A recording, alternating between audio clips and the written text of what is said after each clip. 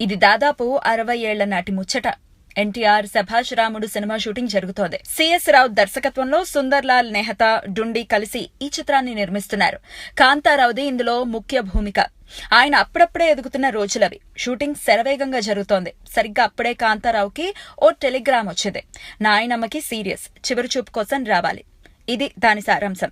లొకేషన్లోనే కాంతారావు కన్నీటి పర్యంతమయ్యారు. ఇమీడియట్ గా ఊరెళ్లాలి. ఏదన్నా జరగకూడని జరిగితే అక్కడ కార్యక్రమం జరపడానికి కూడా తగిన సొమ్ము అప్పుడు కాంతారావు దగ్గర లేదు. పైగా సినిమాకి సంబంధించిన పారితోషికం అప్పటికే 300 తీసేసుకుని ఉన్నారాయన. దాంతో ఏం చేయాలో పాలుపోలేదు.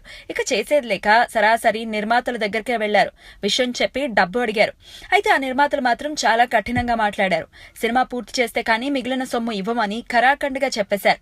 మా ఊరివాడు సినిమాల్లోకెళ్లాడు, గొప్పవాడవుతున్నాడు అని ఊరంతా ఓవైపు గర్వంగా చెప్పుకుంటూ ఉంటే ఇలా ఒట్టి చేతులతో ఊరెళ్లటం నిజంగా ఆత్మహత్యాస దృశ్యం. ఇకేం చేయాలి? కాంతారావు మనసులో ఎన్నో ప్రశ్నలు. అయితే జరుగుతున్న తతంగం మొత్తం ఓ వ్యక్తి గ్రీన్ రూమ్ నుంచి గమనిస్తున్నట్లు కాంతారావుకు తెలీదు. ఆయనే ఎన్టీఆర్. ఆ రోజు షూటింగ్ ముగించుకుని మేకప్ తుడుచుకునే పనిలో ఉండి బయట జరుగుతున్న వ్యవహారం మొత్తం కిటికీ నుంచి చూశారు ఎన్టీఆర్. తన అసిస్టెంట్ తో కాంతారావుకు కబురు పంపారు. కాంతారావు వచ్చారు. ఎన్టీఆర్ కారెక్కుతూ మీరు కూడా ఎక్కండి అన్నట్లుగా సైగ చేశారు. కాంతారావు కారెక్కి కూర్చున్నారు. సరాసరి మద్రాసులోని తన ఇంటికే తీసుకెళ్లారు ఎన్టీఆర్. హాల్లో కూర్చోమని చెప్పి లోపలికెళ్లారు. ఓ 5,000 రూపాయలు, అప్పట్లో 5,000 అంటే చాలా పెద్ద మొత్తం, తీసుకొచ్చి కాంతారావు చేతిలో పెట్టారు. మీరు వెళ్లి ప్రశాంతంగా అన్ని కార్యక్రమాలు పూర్తి చేసుకుని రండి. ప్రొడ్యూసర్లతో నేను మాట్లాడతాను. అయితే రాగానే 2-3 నెలల్లో నా డబ్బు నాకు ఇచ్చేయాలని నిర్మోహమాటంగా చెప్పారు ఎన్టీఆర్. అప్పటి పరిస్థితుల్లో ఎన్టీఆర్ చేసిన సాయం నిజంగా అద్భుతం అంటారు కాంతారావు. ఆ డబ్బుతో ఊరెళ్లి కాంతారావు నాయనమ్మ గారి కార్యక్రమాన్ని పూర్తి చేసి గర్వంగా మద్రాసు చేరుకున్నారట.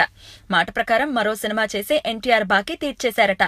డబ్బు విషయంలో ఎన్టీఆర్ చాలా గట్టి మనిషి. అలాగే అపాత్రాదానం చెయ్యరు, పెద్ద మనసు కూడా. ఈ విషయాలన్నీ చనిపోయే ముందు ఆయన రాసుకున్న స్వీయ చరిత్ర అనగనగా ఓ రాజకుమారుడు పుస్తకంలో చక్కగా విశదపరిచారు కాంతారావు.